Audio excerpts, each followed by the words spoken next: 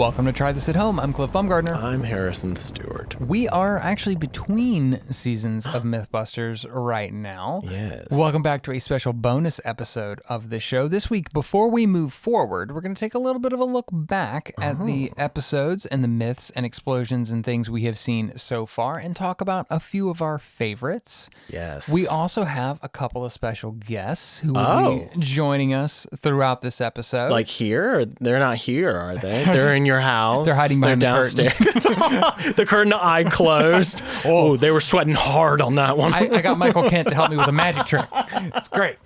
Michael! Get out from behind there. So definitely stay tuned for those guests. But before we get there, we always start our episodes with overall thoughts. And I thought it only appropriate as we look back on season 1 to talk about our overall thoughts on the show as a whole. And we talked about this when we first started the podcast, but we haven't really checked in since. What were your thoughts? What was let's recap our sort of thoughts and expectations when we were coming into this season and this project that we hopped on of watching 300 episodes of a show from 20 years ago. It's a big ask. What was where were you at when we started? How much Mythbusters had you seen at that point? What were your thoughts or concerns about doing the show and watching it? Okay. My exposure was mostly reruns. It was a big sick day watch for me. Big time. Like, because they would just play it in blocks in the middle of the day. I don't think I have ever seen an episode aired live. I guess that's still true.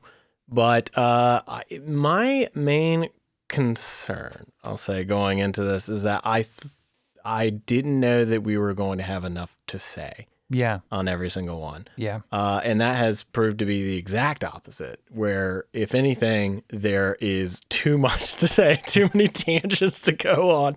I'm also shocked in retrospect how quickly they seemed to find their groove. Yeah.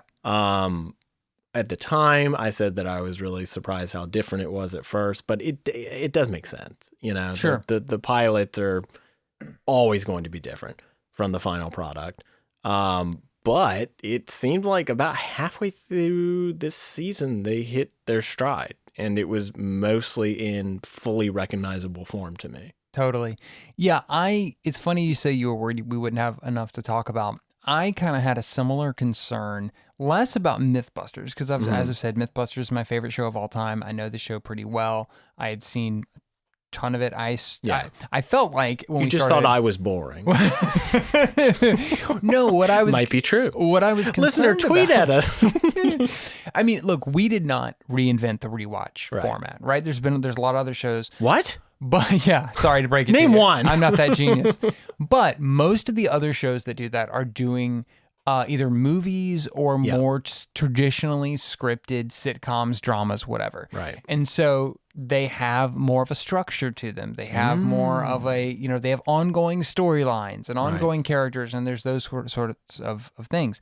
I really wasn't sure how this format was going to work with like a documentary. Yes. And we have actually played with the format all throughout our first season. I don't know if listeners have heard, but we've been tweaking things, changing things. Just figured it out. Yeah, trying to kind of break the way to do it because it is different. It's difficult with a show like this that there isn't one narrative per episode. And especially when we got halfway through the season and they start jumping around all over the place. Right. And it's suddenly, it can become very disjointed to try to sit down and talk about it. Yeah. I also wasn't sure if the show was going to be this show. I mean, the podcast itself, were we reviewing the show?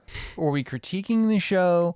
What was it? And I think what it has become is, in a way, we're doing both of those things, but we're also kind of using this wonderful, weird, absurd thing that Mythbusters is as a launching pad for comedy and discussions and talk about storytelling and talk about, production and all these kind of things. The interviews that we've been doing that are airing right now as well. We really get into that with people. And I think it's gotten so much bigger than just the myths. Yes.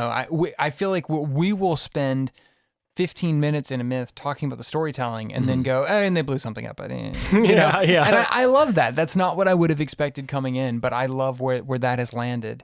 And I would say that in terms of watching the show itself, I'm with you. Like I said, I was a huge fan. I felt like I had seen every episode, although now I'm realizing I hadn't, but I felt like I had. I am surprised at what a good show Mythbusters is. Yeah. Like it's not just we often use the phrase holds up. It's not about holding up. It's just about brilliant structural television making and storytelling. Yes. And it is astonishing to me how good the show is. And to see that get to, as you said, change and grow and come to life over the course of these first 16 episodes. Single season. It's crazy. Yeah. I mean, it's really crazy and has been even more rewarding in that sense. I have just enjoyed the show itself even more than I thought I would, and I went in thinking I would like it. Well, and there have been several episodes that we've recorded recently where I didn't even think that I necessarily... It is an excellent water cooler show. Oh, yeah. Because several times I have been fairly convinced that I didn't like a certain myth. And then we talked about it and we broke it down and we got into it. And I was like, you know what? At the very least, I respect it. Yeah. At the very least. Well, our last episode of the season, the Jimmy Hoffa myth. That was the thing that when we first started, I was kind of like, this is a weird question for a Mythbusters episode. And then we spent so much time realizing why it works and why it is great television and why the way how their approach to it really changed how I felt about it. And I mean, like, it's amazing. It's amazing how we can go on those deep dives with things and having watched the show and taken 7 pages of notes, my opinion can change over the course of talking about it. Like it doesn't feel like there's a lot of entertainment, especially like early 2000s Discovery shows. Yeah. That like semi-documentary style. Yeah. That really have that element to it. So it's been an incredibly rewarding watch, I think, for both of us, it sounds like. This gets us nicely to our first award. I feel like these are like paper plate awards, if you ever had those in school or something. Yeah. We have... Just pull down one of those Emmys. and just give it through the screen to the show. They're multiplying. You might as well. Can't get rid of these things. One of our favorite elements that we have talked about so much over the course of watching this show has been not just... You know that Adam and Jamie are great. And they are icons. They are legends. When we get to Cary Grant and Tori, same thing. We're not there yet, but iconic. But we have had so many great side characters, people who pop in, even sometimes for just one episode, for just a scene or two, who have helped create that expanded Mythbusters universe that makes the show so much fun and so entertaining. So our first favorite pick from the season is going to be favorite Mythbusters side character. Why don't you kick us off? Who is yours? All right. I gotta go with the myth is the dead pigs in the car. Stinky Car. Stinky Car, thank you. And it is our death man. Neil Smither. Neil Smither is a legend. Everything from identifying the taste of death to the fact that he is the real life equivalent of the wolf from Pulp Fiction. There's no part of him that doesn't appeal to me. He's just delightful. I went back in preparing for this episode to find clips to play. And the thing about Neil is I could have played any of them. Yeah. I could just drop his entire section of the episode right here. He's a hit machine. And it would work. There is no other character, I don't think, in the whole show who has had so many lines. I did, however, I pulled the one that you mentioned. Yes. Which is, let's just listen. This is a man who knows his work.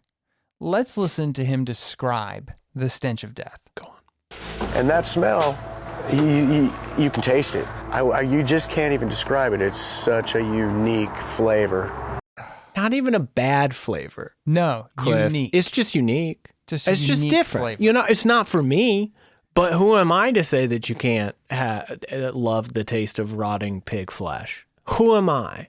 I'm Dr. Death. And it's even worse when you think about the fact that he doesn't deal with pigs most of the time. Nope. No, he's dealing with the real deal. But he's dealing with the concept of death. Generally. But yeah, he is a what I think they call him a forensic cleaner. Yeah. There's a guy. Mythbusters is also so full of people that you're like, oh yeah, I guess that would be a job. Yeah, of course somebody has to do that. Right, of course that is required. And one of those is that somebody's got to clean up crime scenes, horrible death scenes. And that's what he does. And that clip was not out of character. He always sounds like that. He always sounds like that. He always sounds a little chipper. Yeah. About the whole thing. I guess you have to be. I think that's the thing I was going to say. I think that you have to be. And the thing that makes him so great is that he is a very like dedicated professional in what he's doing. Like he's legit as he can be. This is not a joke. We are certainly not making fun of him. And he is not making fun of this very, important and pretty dark work that he does, but it's his world. That's the best part about him. Yeah. Is that this being his world notwithstanding, he is still just a pleasant dude. Yeah. That's amazing. It's like he amazing. would be a great dinner guest. Yes. And even though his stories would it's going to be morbid. It's going to, every story sounds like it belongs in a Coen Brothers movie. Don't serve ribs. Oh, no. Don't invite Neil over to a barbecue. Oh, no. Ribs are kind of hard to clean up. One time. Oh, no. You like the ribs there, Neil? Oh, yeah, they're such a unique flavor. What is this reminding you of, Neil? Pig soup. If I had to put my finger on that's what I would serve. If I invited Neil over for dinner, I would serve pig soup. # pig soup. I think that's a great pick. I have a couple of honorable mentions I wanted to throw in. Okay. My first, and this is kind of a cop-out, but it's Buster. That's not a cop-out. Buster is definitely a side character in the course of the show. I mean, side character is actually maybe a little bit weak. He becomes one of the main... He's one of the Busters. Adam calls him a star of the show at one point during the season. So a little bit of a cop out there, but I love Buster. You gotta another give it to favorite, Buster. Another favorite of mine who popped up for one episode was Lucille Ball. What? In the radio frequency myth. Oh yeah. When Lucy was on the show. Yeah. She was so obviously she was not on Mythbusters. They were using old footage of her on, I think it was Dick Cavett, but she was so entertaining. She's so charismatic. And there was something about, especially because that was pretty early in the show. Yeah. Seeing that footage of her on Mythbusters made Mythbusters feel bigger. In a way, I thought at least for me. And so when I was trying to think of those kind of characters, I thought she was in that list for me. We should also say that's a great call.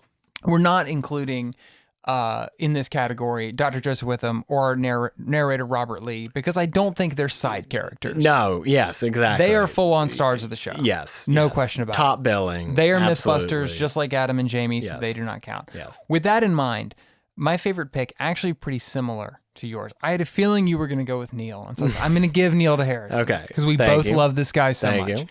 I went back a little bit further to episode 6, the myth of the eelskin wallet. Yeah, I love your love for this guy. I do love this man. Part of the reason, let's just say, I'm not going to bury the lead. It's Dr. Eel. Dr. Eel. But here's the thing. When I was trying to think of characters, he kept coming to mind. And I was like, why do I love this guy so much? Then I went back and realized that not only is his nickname Dr. Eel, his actual name is Dr. John McCosker. I did not catch that. He is straight out of X-Files. I love this man. You're going to want to see Dr. Eel. He'll know what you need. Let's revisit for a moment before we talk more about Dr. Eel of how he was introduced on the show. John McCosker is Dr. Eel. He just loves them. He just loves them. It's also Can't get enough of them. It's also an all-time Robert Lee moment Yes. right there on that delivery. It's Just so a good. wiggly little SOB.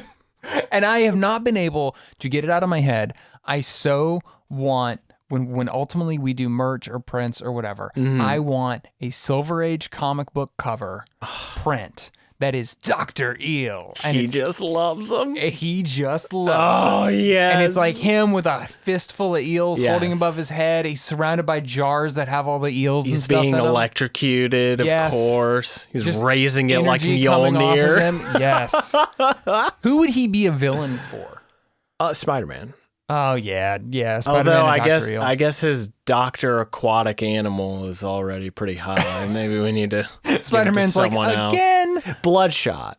Oh, He should be a Bloodshot. a Bloodshot. I Wow. don't know anything about It's Bloodshot. I was gonna say it's a random pull for Bloodshot. There you That's go. awesome. Yeah. Yeah. So I love both of our picks, and I love the people that we have gotten to meet on Mythbusters. The ability for the show the intention of the show to lean into these characters is one of those things that makes the show so great. Yes. Like, I have seen other shows. I was watching kind of a more modern, like, I don't know, some History Channel or I was in a hotel, and I love putting on cable when I'm in a hotel. What is this? And there was some show on, and it was very much a similar form, that kind of classic, quote unquote, unscripted reality sort of format. Yeah. But they ran through everything, and they weren't pausing and making characters and stuff. And it really made me appreciate, like, right, that's part of the magic with this show, is that they embraced that at every single turn. Because they know that they're, like we were talking about earlier, oh, I guess that is a job. They know that those are the people that they're approaching. Yeah. And I think it's so wise to be like, oh,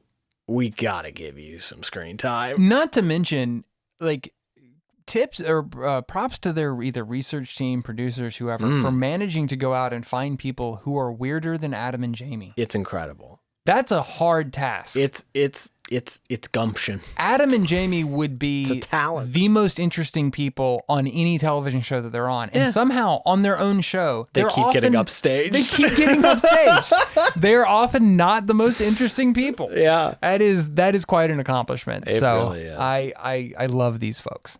Well, speaking of names who came up on the show, not quite a side character in this case, but someone that we actually spent quite a bit of time talking about. When we got to the Stinky Car episode, which you've mentioned, a new name popped up in the credits on the show that we had not noticed before, which is Andrew Farrell. Oh, you got him? Well, I actually reached out to Andrew. As I mentioned, he is still working in documentary today, and I got to have a conversation with him. Oh, dude. Asked if he would come on to tell the listeners a little bit more about what he did and his memories of making the show. So we are going to welcome Andrew onto the show, and we will be back after this interview.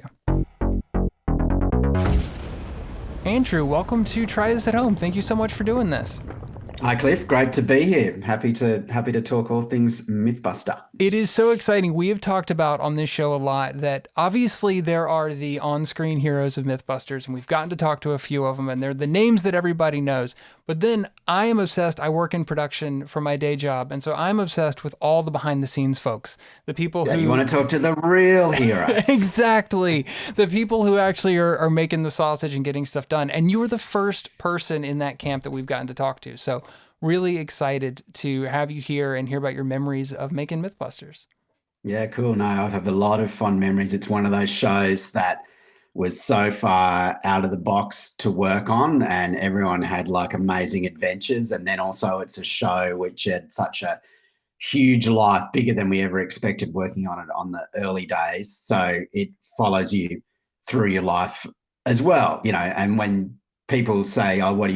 You say, oh, I work in TV, and like, oh, wow, what have you done? Well, it's always good to say, oh, you know, that show Mythbusters, and anywhere you go on the world, people go, oh yeah, you know. So it's it's a big one in the catalog, and it was also just so unusual and so much fun. So, you know, for myself and a few other people, particularly some of the early writers, it really suited our sensibility because we had a real sense of the absurd and liked to make things a bit light and fun rather than serious. And that was quite a critical kind of point in shaping those very early kind of pilots and first few seasons as that show evolved. And I'm sure, hardcore fans watching can see how the show changed on screen, across that time as well, as it found its feet and everyone worked out what were the bits that worked best and which bits do we leave behind as we evolve the beast.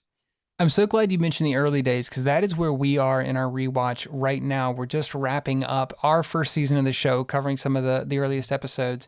And that's how we first found your name. You popped up in the credits listed as a writer, but I know that in television, what writer means, what producer means, these things can get a little weird. And also IMDb is like always wrong. So I wanted to ask first and foremost, what was your role on the show and kind of what was a day in the life for you on Mythbusters?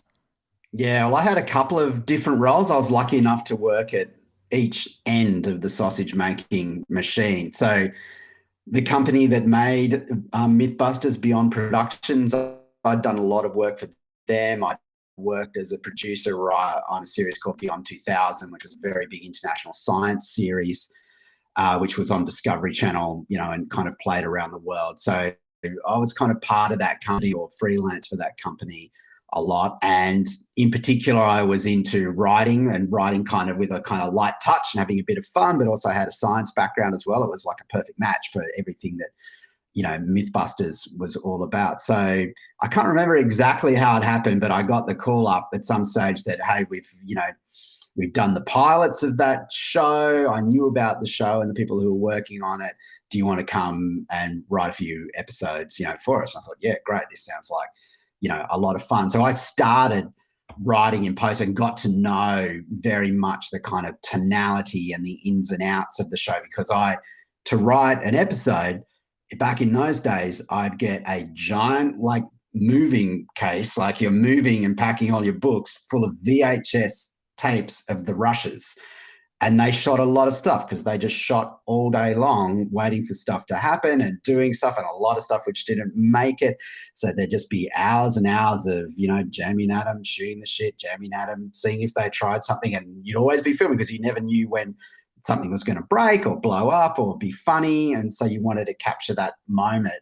So I just would watch all of that to find those bits as well, And so you got to know how the show was made very kind of forensically. And later, I then went over to San Francisco and spent around a year in the field kind of directing, usually around the time that the build team, came on board, Scotty, Kari, Tori, and I was in charge of them and be filming with them. So that's when I spent a lot of time on the ground and got to actually be there when we blew things up and stuff. But yeah, I started in the edit suite, or started with that box of tapes. I'm pretty sure the first story I wrote was Stinky Car.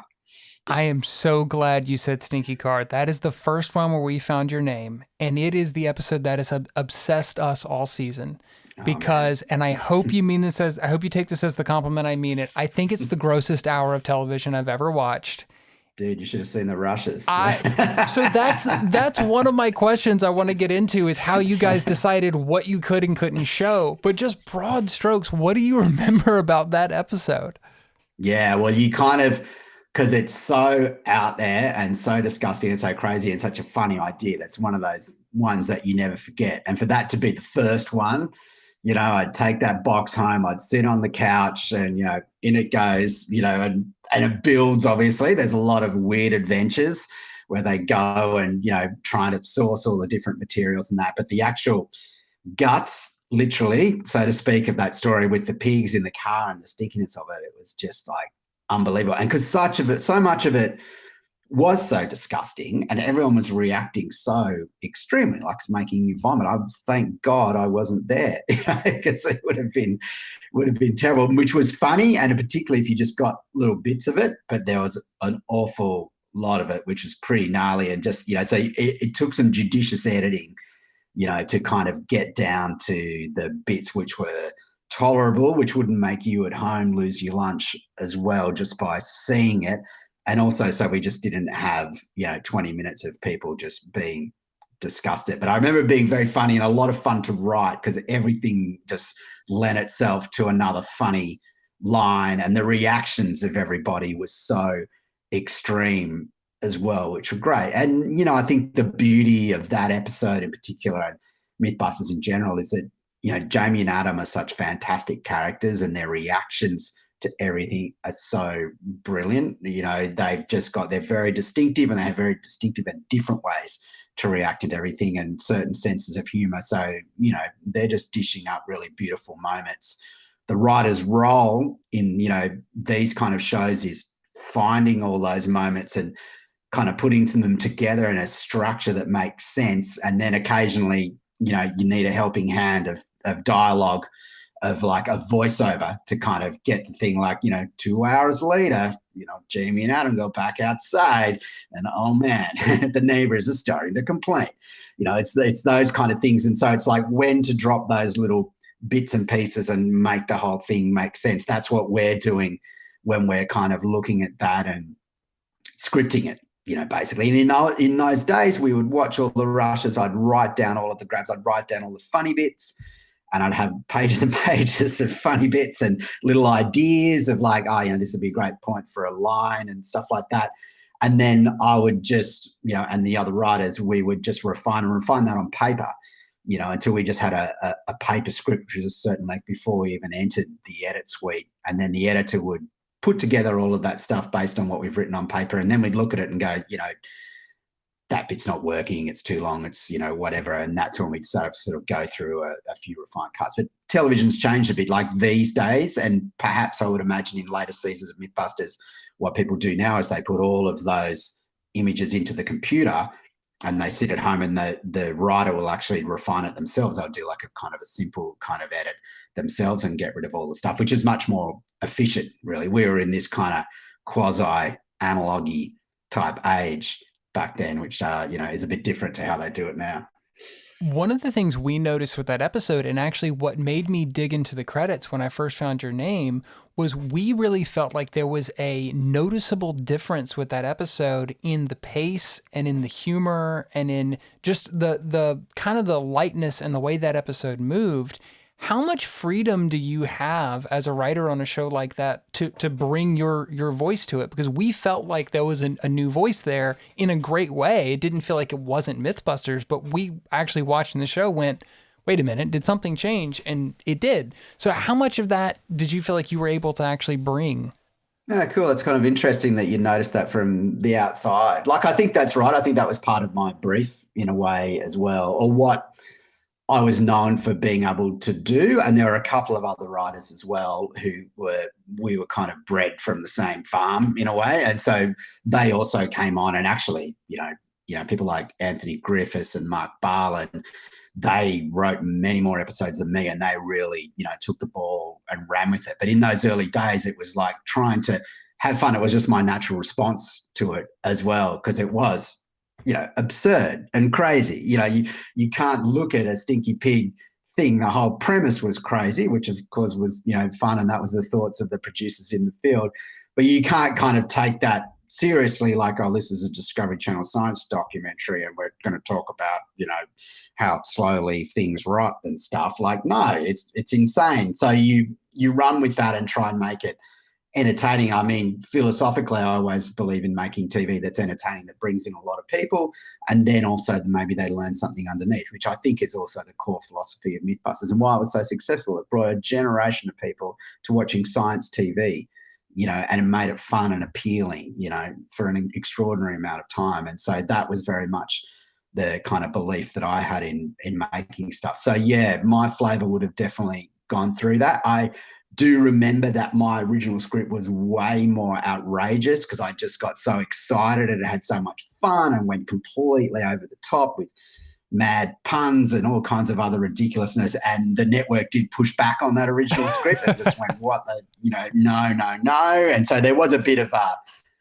difference of opinion. Maybe that was, too much too soon, but managed to keep enough there where I think that vibe started to flow through, and and that started to feel like the right kind of tone, I think, for the show, that it was funny. Jamie and Adam were very funny and they delivered really funny stuff. Like, I was only picking up what they were putting down, but it's just kind of seeing that, celebrating it, putting it together in the right way, that's the kind of thing which was so enjoyable. And I know those other guys, Mark and Anthony, other writers, they just loved that because it's just so much fun to write. You've been given funny things and you've been given license to have fun as well within certain boundaries. We're still trying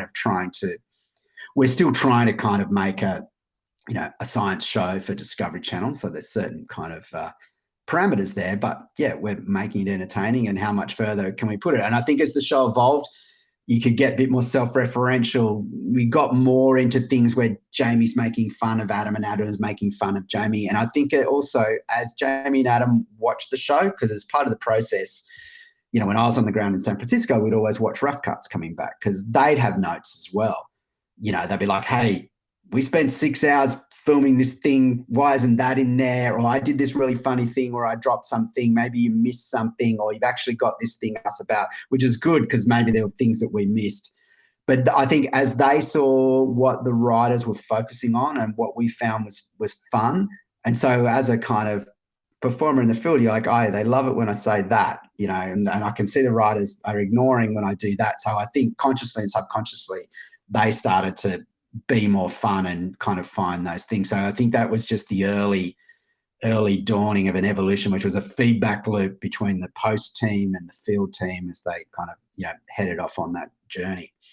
We have totally felt that in our watch. It's so great to hear you say that because we've talked a lot about seeing the show find its feet and come together, which feels kind of unique because these days, like, shows kind of seem like they come on the air fully formed, especially if you're watching a drama or something and it's been, focus grouped to death and you don't get to see as much of this of like, oh no, this feels like people making something and we feel like it's coming together. One of the elements of that we've seen that I would love to know if you felt or if this was kind of a conversation at the time is that mix of the science testing. This is a show that tests with scientific principles and the more myth-based storytelling. Because the early episodes, especially like the pilots, it's kind of like some of the episodes end with, well, this didn't really happen because there's no evidence. Not because we couldn't test it or because our experiments didn't show it, but just like we couldn't find anyone who was a witness to this. And we were shocked watching the show for the first time, since it was on and going like, that's not Mythbusters. You guys, we still got to blow something up. Exactly. What are you like, talking about? how is this ending? So was that an evolution that you guys were talking about at the time of like, how much of this is like folklore and did this thing really happen or not versus we're going to take something, break it down, and our structure is going to be scientific testing, experimentation, that kind of thing that I feel like it was ultimately kind of known for? Yeah, I think it evolved as we worked out what was more entertaining, and the original premise was a lot more kind of less entertainment-y and a bit more kind of scientific, that we really are getting to the bottom of these myths and we're going to give you the definitive answer. But I think as we went on, we kind of realized, well, that's not always super fun.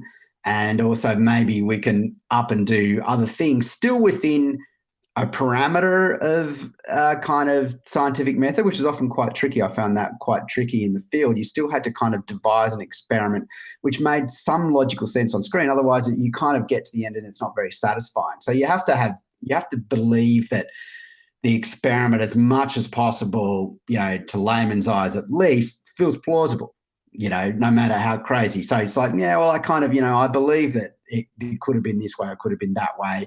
And that was the scientific underpinning of the show. But then I think we quickly moved into like, in addition to that, it's like, well, what would it take to, like I'm think for example, like a later one that I worked on in the field was when we filled the cement truck, full of cement. And could you have loosened that up with a, M80, firework? Pretty quickly we got to the end of that couldn't have happened. And we didn't really need to source where that story came from, because that is not as much fun of like, well, then what would it take to remove all of the concrete, and a hell of a lot of explosives. So let's do that. And that's a lot more fun. And I feel like that might've been one of the first times that we kind of took that leap of like, well, let's just go Jamie one big boom. That's when we hit that kind of thing. And that was just a lot more fun. And after my time in later seasons, I was often surprised when I tune back in and go, oh my God, what are they doing now? Because the budget and the dreams got bigger and madder and madder. But that early explosion was, one of the first times where we crossed over to going bigger and slightly sillier. So it was, and I think you're right about the show having time to evolve, and you kind of see what works, what the network thinks. I wasn't necessarily involved in dealing with the network, so other people would have been getting a lot of feedback, and maybe the network was like, look, we'll go for season 2, but we're rating really well on these particular episodes, and we love this, and so in marketing loves it when they do that. Let's see more of that, and maybe let's forget about some of this more, serious kind of stuff. And also, shows are reacting to what's going on in the environment around them as well. Like it might have been that kind of tone of the network and other shows which were working at the time. I was reflecting on this ahead of talking to you, like, could you get Mythbusters up today? If I went into Discovery today with the raw pitch as it was back then, I don't think you would get it up, because Jamie and Adam weren't famous. And while it was a fun idea, it wasn't as big as you need today to get over the bar on kind of, streaming TV or cable TV in the US and globally. Ideas need to be a lot bigger. Names need to be bigger. Everything needs to be just a lot more fully formed, because people are probably less inclined to take risks. The market has shrunk a lot. So it's tougher. And I think that's a joy that Mythbusters was able to kind of grow and be as loose. I was shocked looking, even just having a bit of a glance back at Stinky Car. It's just so loose and kooky and chaotic. Jamie and Adam are not acting like normal presenters, and there's a real joy to that. And I think the audience reacted to that authenticity. It's like these guys really are what they are. They are just two guys who can't believe their luck to try these completely stupid things, in the name of science and television. That was absolutely true. And what you saw on screen is exactly what they're like. And so I think that was just a perfect connection to that. And like all the audience watching was like, I would love to do that. That would be really funny. That's what I thought when I looked at it as well. And when I eventually got to do it, I did love doing it, and it was fun as well. So, that was the beauty of that show. And that's probably the magic of how it worked. It wasn't too cooked, and it grew in front of you, and maybe the viewers went on that journey as well. And I think the most important part of that was really the personality and the charisma of Adam and Jamie. That was the show. The idea was great, but they were the thing. It's just one of those magic things that don't always happen in TV, but when it happens, you got lightning in a bottle, as they say, and away you go. Well, I can't think of a fantastic way to wrap it up, because I don't want to keep you too long. But before we go, I'm sure folks who are longtime Mythbusters fans would love to know what you're up to now and what you're doing. Is there anywhere people can find you online, or you got any plugs? Yeah, I'm still making TV. And, I'm still working with the people that work on Mythbusters, actually. So, we're kind of like some of us are a big family. So some of the camera operators, the DOPs who shot on Mythbusters, they're still working on shows that I make.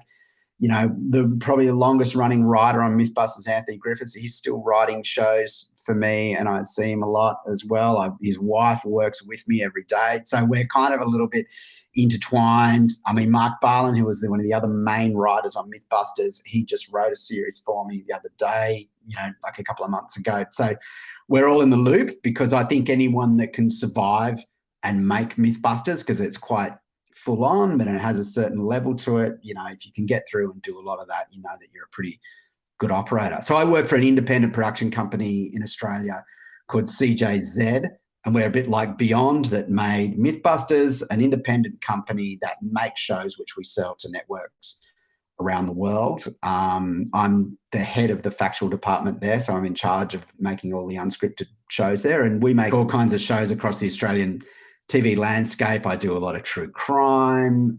We do sort of observational reality shows. So, kind of not any more science, actually. Science is harder and harder to make on TV. But after Mythbusters at Beyond, I went to do a lot of true crime, and I can't stop making that because everybody keeps wanting it. So it's still busy, still got shows coming on, networks in Australia. I don't know where you can watch recent things. I did a few true crime series. I did a true crime series called Con Girl, which aired in the UK and Ireland on Paramount Plus, which was an amazing kind of classic, 4-episode series about a Australian con woman who did crazy adventures across the world. Oh, wow. And a few other big true crime series between the UK and Australia also. So most of the people that worked on Mythbusters are still working in the industry, and they're still out there doing stuff. Some junior people found their feet there, and other people who are more experienced just kept on going. But none of us forget it. That is fantastic. And we hope to talk to as many of those folks as we can, because as I said, the real heroes are production people, right? So we hope that we're still in our early days, but when we get to the build team days, we'd love to have you back to hear more about those episodes as well. I'm so excited it's been weird to be in the Adam and Jamie only era. That's not what I remember as Mythbusters, so we're really excited to get there, and hope to talk to you again soon. No, we had a lot of fun with the build team. Yeah. That was, plenty more stories to tell. Thanks a lot, Cliff. Thanks for having me on the show. Huge thanks to Andrew for joining us, lending his thoughts and memories to the show. Every single person that we reach out to who worked on Mythbusters has the exact same reaction, which is just, it was great. I love it. I'm happy to talk about it. When do you want to talk? And that is awesome. That really makes me feel good about the show. Yeah. And so I really appreciate Andrew coming on and chatting with us. That was awesome. After talking about him like a surprising amount throughout the season. To learn that he's real. Yeah, I mean, there's that, but also to just like ask him like so many of the burning questions that we had throughout the season, and just be like, wait a minute, this person has allowed us access to that information. That's just awesome. We're stepping into the archives now in Mythbusters history, and it's great to see. Pulling out the files. This takes us to our next category, though, Harrison, which is our favorite explosion from this season, from everything we have seen so far. I will go first this time around. Okay. I did not pull a clip because explosions in audio, not the best. Really? However, my favorite explosion, and I'm kind of including an entire myth that's about explosions here. Maybe it's a bit of a cheat. It's explosive decompression. Wow. That's interesting. With that preamble, I thought for sure you were going to go with tree cannon. Tree cannon was great. Yeah. I did that as an honorable mention, and that was probably my 2 because of the high speed shot when the cannon explodes. Incredible. Yeah. I love that. One of my favorite moments of the show. But explosive decompression, what I love about it, we've talked so much throughout this season about how Mythbusters was about more than blowing stuff up, because they made you care about why they were blowing stuff up. Yeah. And not only do you get some of the biggest, craziest, most dangerous looking explosions in the entire show in that myth, they're all in service of a story. Yeah. And that's what I loved about it. Yeah. Everything from the small explosion that they start out with to when they just blow the friggin' plane open and everybody's running for cover. It looks very hairy. Yes. But it was great. And I think that was also one of my favorite myths. Spoilers, not quite there yet. It's not going to be my pick. But one of my favorite myths certainly was explosive decompression for that reason. If you go in with an idea in your head, a lot of visuals in your head of, here's what this is probably going to look like. And they completely flip it on you. And you learn something in the process. And along the way, you see a bunch of cool explosions. So to me, that's like Mythbusters at its most potent, and for that made it my favorite explosion this season. What about you? Well, you shouldn't have gone first because I don't have anything nearly that eloquent. I just like to see stuff blow up. It was chicken gun on account of the fact that its gizzards go everywhere when it go boom. That's got to be no, but that is seriously my answer. It's just that. Okay, I love fire. Yeah, I love to watch it. I like when things go big boom, but there was something about a frozen chicken traveling unnaturally fast towards a steel wall and just not it. It doesn't just go boom, Cliff. No. This is special because that thing is eviscerated. Yes. It's gone. It is atomized by the force of this impact. That's why we have a podcast. We just invented a new industry for in you, case Mr. anyone Savage. was wondering. You're welcome. Yeah. Okay. Because that's what you needed was our advice. And you're listening. You're listening. No, I just, see, I don't have anything like eloquent. Like, it wasn't storytelling. It was one of the most Looney Tunes explosions. I just wasn't. Big cannon shooting chicken. Shoot chicken real fast. Chicken not there no more. By time cannon, chicken gone complete. Okay. Chicken explode. Chicken big everywhere. Small everywhere. That why funny, actually. Also, it's one of the funniest explosion experiments on the show because they do the whole thing and then go, oh wait, these windshields weren't made for shooting chickens at. To which my response would be, there were windows made for shooting chickens at? I also, the big unanswered questions of Mythbusters. Right. That's what we're here to expose, I think. Yeah, that was my favorite explosion. That is great. And we should also let the listeners know, we would love to hear your favorites in each of these categories. Please. So hit us up on Instagram or send us an email. We're out there. You can find us. You can write into the show and let us know. We'd love to know from what we have seen so far. Don't go into the future. We are watching this in order. But from what we've seen so far, what have been your favorite side characters, explosions, and in our next segment, we'll talk about our favorite myths. Ooh, best picture, baby. So as we head into favorite myths, one of our favorites, I'm not going to look ahead yet, so we haven't opened the envelope. It's still to come. But one of our favorites most certainly has to be Escape from Alcatraz. It was something that we had so much fun talking about in the course of the show. It was just a great episode. Definitely one of my favorite episodes of the podcast. I think the bonus facts and things that came out during that is some of the most fun that we had. It was so much fun. My father already knew all that information. That was maybe the most disappointing part. Is he was like, "Oh, I've been following it." It's like, He's like, I'm on the Alcatraz beat. Yeah, I'm like, you didn't tell me. He's like, no, I get an email. And I assume you knew. I thought you were on the forward. That's like, I mean, middle-aged person social media has got to be real different than what we're used to, you know? Yes, decidedly so. Because Alcatraz not coming up on my feed. Not regularly. No, at least not until we did this show. Well, there it is. Now my algorithm is all messed up. Yeah. But during that myth, on that episode, we met another character, another side character, who we only ever see once in the show, and it got us kind of scratching our heads. We first saw him when he appeared as the third escapee in the life raft with Adam and Jamie. His name is Will Abbott, and when we looked him up, we learned that he was a shop assistant at M5 over the course of the show. So I reached out to Will to ask about his memories of Mythbusters, and unfortunately we weren't able to arrange an actual interview, but he did send a few thoughts that he said I could read on the show. Fantastic. So this is what Will had to say. My time on Mythbusters was beyond amazing. Its memories last well with me to this day, and it's always a fun 2 truths and a lie when meeting new coworkers, who then start referring to me as young Will Abbott, even though I'm pushing past 40 now. I had an amazing time with Jamie, Adam, Peter, and the Australian production team. I can honestly say that Jamie and Adam were their true selves, and what you saw on TV was how it happened in the shop. Maybe some tweaking if Peter thought something was very clever, but it was an honest reality show immersed in science and craft. As a young 20-year-old, I learned much about television production, fabrication, and teamwork from that experience. I will say this, I do wish we could have left Jamie in the coffin a little longer, but then again, it was collapsing on top of him.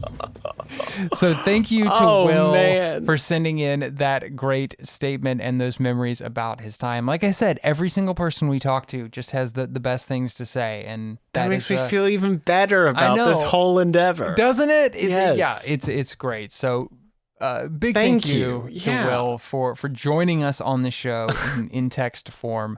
It was great to get that information and to hear from somebody who was in the boat with the Escape from Alcatraz, which is such a crazy experience. Someone who escaped from Alcatraz. Yes, someone who actually has escaped from Alcatraz. There's very few of those in the world, and we have talked to one.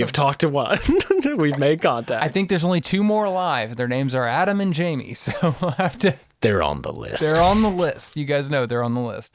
So thanks again to Will. But that now tees nicely into our favorite myths from this season. Would you like to start? I really would, because it is Escape from Alcatraz, baby. Absolutely. That's my What else can it be? It did, that one just elated me. Yeah. That was just pure joy. I love how it's staged. I love how they break it down. I love how many different places it requires them to go. It's funny. It's the perfect myth. Yeah. There's nothing it doesn't have. And just the extra cherry on top with the new information just made that whole thing. Like, I'll never really be able to give this award out objectively, you know, because it's just like, that's the one that was just the most fun to me all around. And what's funny in thinking about that is it's not necessarily the kind of myth that we in general responded to the most. No. It's not very sciencey, right? There is science, and then go into it with, I mean, the Bay model was fantastic, and there's tied science, but in terms of like experimentation, not really. It's more of it's a build challenge and an endurance test to see if their hypothesis holds up. So it kind of is, it's way more on the story side than what we have tended to respond to, but I think we both walked away from that one feeling like it is just peak Mythbusters. It was also just wild to arrive at a maybe. You know? Like, that's true too. That itself was something that, again, and I do tend to respond to the ones that I think I already know the answer, but this one was as close as I feel we got to an experiment that actually could reasonably penetrate into the real world in some fashion. I mean, like, they didn't technically further the investigation, but like the stuff that happened as a result of them doing that, right? You could argue they played a role, and that's very cool. In the very least, we're vindicated. Yes, by the actual truths that came out, that their hypothesis was correct. Exactly. So, and that says a lot for how, you know, robustly, I guess, they are testing these things, and they are actually doing everything they can to give it a fighting chance. Yeah. It's a perfect myth. Yeah. Combining that with the entertainment factor on that one, that you're just 10 out of 10. I mean, that's the one that I remember specifically, like looking over at my notes, and I hadn't written anything down because I was just watching. You were just invested. And I was like, oh shoot, I'm making a podcast. I got to talk about stuff. Great pick. I should have asked before, do you have any honorable mentions while we're talking about favorite myths? I'm so glad you asked. I have two. One, I can't give it to the myth as a whole, but I do have one that was just like my favorite moment in the series. Definitely came during the turbo washing machine.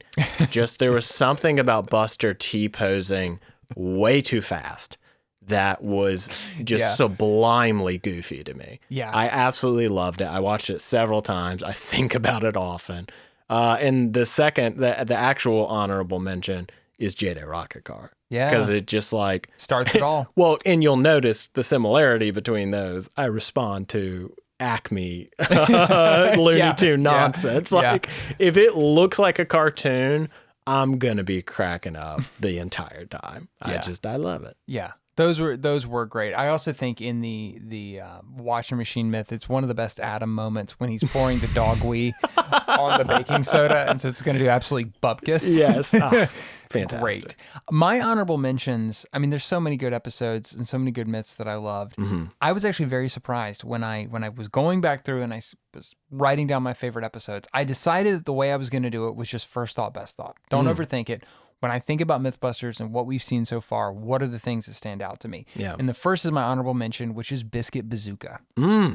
I remember loving that myth from the time I was a kid. Yep. Going back and watching it again, I loved it as much on a rewatch as I did all the way back then. Mm-hmm. And I also love that I feel like it started for us something on the podcast when we really started to break down the concept behind the myth. Yeah. Because you had come in from a perspective of like, well, that's ridiculous. Yeah. And then we talked about it. And by the end, I feel like you were kind of back on the other side of going, you know what? No, this probably really happened. Yeah. Which isn't even the result that they reach in the show. No, but just in testing all of it, it like left a ton of room to draw your own conclusion. Yeah. And the reason I think I can't give that one my favorite is that they were still in that phase of having really weird endings where it was like, well, because we can't find evidence for it, that means it's busted. Yeah. And so that was kind of a letdown. It was a great myth that got let down at the last moment. So it didn't quite edge up. What's funny though is my favorite myth is from the same episode. Okay. Which I should say, this is the second pilot. So we're all going back to the pilots. As much as we've kind of joked about the pilots in the show, both of my favorite myths come out of the pilots, and it's the Leaping Lawyer. I had a feeling. And I really did. Just again, I tried to I was gonna try to apply a bunch of thought to this and really analyze the episodes, and I just, when I was going through the list, it just kept coming back in my mind. Yeah. Because it's the first time in watching the show, and it's only in episode 2, but it was the first time in watching the show where I felt, one, I didn't remember the myth at all. So watching it again, I was essentially watching it for the first time. Yeah. And it was one of the first times during our rewatch that I felt that elation that I would have had as a kid of just being, I'm taken on a ride and I love this. I love the science of it. It is one of the first times that they really explore the science behind the myth and make that the storytelling, which ultimately is the show. Right. Like it's really, they lean much further that direction than they do Jado Rocket Car, as the show goes on. Just the whole thing. I absolutely love that myth, and it kept coming back to me all season, so I couldn't choose anything else. That's fair. Very surprised to have reached back to the pilots for both of my favorites. Well, and not only, another thing I find interesting about your favorites is that both of those were ones that I came in being like, I didn't love it. And then in talking about it and breaking it down, in realizing some of the things that they were doing and why they were doing it, it was like, oh, yeah. Okay. All right, you win. This is a good one. Yeah. And also think about this, all of our favorites, everything we just mentioned, no explosions. These are not these are not the big flashy we blow stuff up myths. These are storytelling. Yeah. And it's purely the strength of the storytelling that has left us there. Yeah. Which is, just yet another feather in the cap of this awesome show. So, I'm just so looking forward to seeing how it further develops, know, because too. It feels about like what I remember, but there's no guarantee of that. And I know that there are things that come later, including the addition of more Mythbusters and doing episodes that have like one single theme or movie or whatever it is. It's funny you should mention that with the other Mythbusters, because I feel like going into our rewatch, I was like, oh man, that was what I had in my head is where the show goes. And I was like, I can't imagine a show that's just Adam and Jamie. And now I'm at the standpoint of going, I can't imagine the show with anybody but Adam. How does that work? They're carrying it fine. Yeah, I'm very interested and excited to see how that pans out, how that is introduced into the show, and how the structure of the show changes as a result. So, as we've said, we are continuing the rewatch. We are rolling on. We'll be back with new rewatch episodes in January after the new year. A little break for the holidays, but we're not going to leave you guys empty-handed. We still have a few more tricks up our sleeve, including another fantastic interview with the voice of Mythbusters, Robert Lee. You guys have heard us talk about him all season. We have praised him. We have laughed so much at his incredible deliveries and been delighted by how much he really brings to the show. Yeah. And he's not someone I've ever really heard talk to all that much about how his role in the show came to be, what his approach to the show was, how he feels about the show. I will tell you this. I learned in my research and preparing for that interview that because he did every single episode of the original series, plus the reboot series that they only did a couple of seasons of, plus some other Mythbusters adjacent shows, and to this day is still voicing some of the rerun packages. They'll do like a best of episode. Yeah. He voiced all of those as well. The most appearances? He is the longest tenured cast member in Mythbusters history. So please be sure to come back and join us for that. Don't miss it. Try This at Home is produced by Slugline Media. The show is written, hosted, edited, and shot onto the internet by Cliff Bumgardner and Harrison Stewart. Our music is by the mysterious Breakmaster Cylinder. You can follow the show on Instagram at trythispod or email us trythisathomepod@gmail.com.